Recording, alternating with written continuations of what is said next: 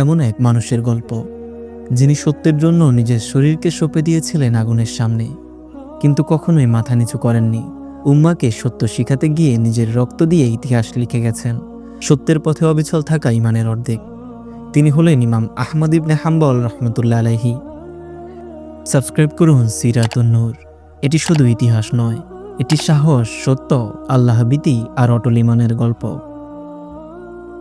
164 হিজরি, বাগদাদের কাছে মারওয়া নামক স্থানে জন্ম নিলেন এক বালক আহমদ। জন্মের পরেই পিতার মৃত্যু। একজন দরিদ্র কিন্তু ইমানদার মা তাকে লালন পালন করলেন একমাত্র সম্পদ হিসেবে, তাকওয়া ও সত্যবাদিতা নিয়ে।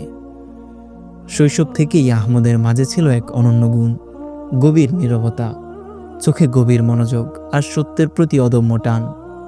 মাত্র কয়েক বছর বয়সেই তিনি কুরআন মুখস্থ করলেন। তখন থেকেই মা তার কপালে হাত রেখে বলতেন, বাবা, তুমি সত্যকে আঁকড়ে ধরো, সত্য তোমাকে রক্ষা করবে। এ কথাই পরের যুগে যুগে বাস্তবতার সাক্ষ্য হয়ে উঠবে।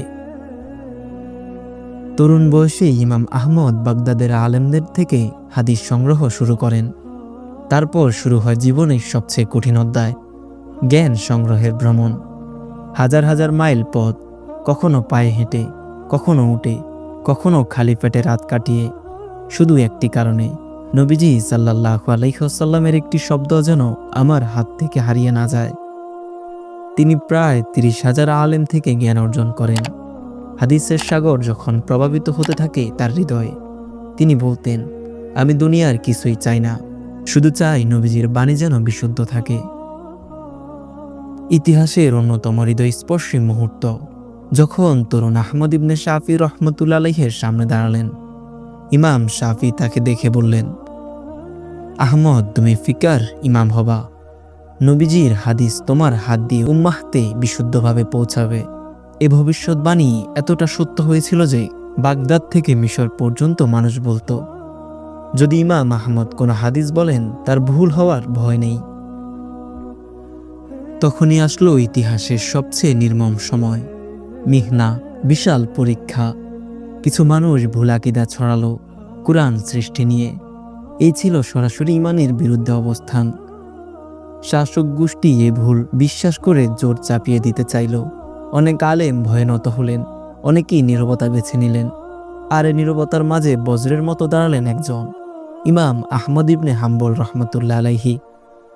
তিনি ঘোষণা করলেন, কুরআন সৃষ্ট নয়, এটি আল্লাহর কালাম, তার গুণ।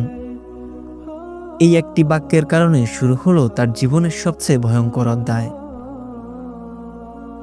সৈন্যরা তাকে টেনে নিয়ে গেল, হাত পা বাঁধা হলো। তারপর শুরু হলো প্রাণ কাঁপানো অত্যাচার, চাবুক, গরম লোহা, ক্ষুধা, রাতভর নিদ্রাহীন ব্যথা। চাবুকগুলো এত জোরে জোরে পড়ত যে তার পিঠের মাংস ছিঁড়ে যেত, রক্ত ঝরত, কিন্তু তার মুখে ছিল শুধু একটি বাক্য, হে আল্লাহ, তুমি জানো আমি তোমার সত্য রক্ষার জন্য দাঁড়িয়েছি। এক সৈনিক বলেছিল, তোমার শরীর ভেঙে ফেলবো। ইমাম আহমদ বললেন, তোমাদের চাবুক আমার চামড়া ছিঁড়তে পারবে, কিন্তু আমার আকীদা নয়। এই কথায় সৈনিক নিজেই কেঁপে ওঠে। যখন তাকে আদালতে আনা হতো, হাজার হাজার মানুষ ছুটে আসতো তাকে দেখার জন্য। মানুষ কাঁদত, মায়েরা তাদের সন্তানদের বলতো, দেখো সত্যের সৈনিককে।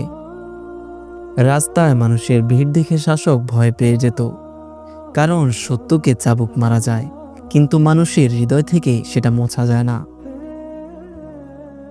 বছরের পর বছর কেটে গেল। শাসকের মৃত্যুর পর ন্যায়পরায়ণ নেতা এলেন। ইমাম আহমদ মুক্ত হলেন। মুক্তির দিনের দৃশ্য ছিল ইতিহাসের বিস্ময়। মানুষ আকাশের মতো উঁচু হয়ে দাঁড়ালো, আল্লাহর নামে তাকবীর ধ্বনি উঠল। যেখানে যেখানে তিনি গেলেন, মানুষ তার হাত চুমু খেল, চোখ ভিজিয়ে বলল, আপনি আমাদের ইমানকে বাঁচিয়েছেন। ইমাম আহমদ রহমতুল্লাহ আলাইহি রচনা করলেন প্রসিদ্ধ বই মুসনাদে আহমদ, যেখানে রয়েছে 30,000-এর বেশি বিশুদ্ধ হাদিস। তিনি বলতেন, আমি চাই যখন আমার মৃত্যু আসবে, আমি এমন একটি আমল নিয়ে প্রভুর কাছে যাব যাতে আমি তার সুখ সন্তুষ্টি অর্জন করি। তার প্রতিটি ফতোয়া ছিল কুরআন হাদিসের উপর নির্মিত। তিনি বলতেন, সত্যের কাছে মাথা নত হয়, মানুষের কাছে নয়।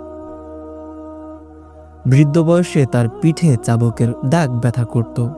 তিনি রাতে তাহাজ্জুদে দাঁড়িয়ে কাঁদতেন, বলতেন, হে আল্লাহ, তুমি আমার কষ্ট জানো, তুমি জানো কেন আমি নত হইনি।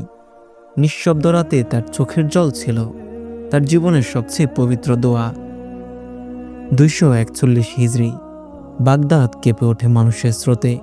তার জানাজায় অংশ নেয় 7 লাখের বেশি মানুষ। মানুষ বলছিল আজ সত্য হারালো, আজ ন্যায় হারালো, কিন্তু তার পথ কখনো হারাবে না। আসুন ইমাম আহমদ রহমতুল্লাহ আলাইহির মতো সত্যের উপর দৃঢ় থাকি, আল্লাহর কালামের মর্যাদা রক্ষা করি। কারণ আল্লাহ বলেছেন, আল্লাহ তাদের মর্যাদা বাড়িয়ে দেন যারা জ্ঞান ও ঈমান ধারণ করে। সাবস্ক্রাইব করুন সিরাতুন নূর। ইতিহাস নয়, এটি এক জীবন্ত ঈমানের গল্প।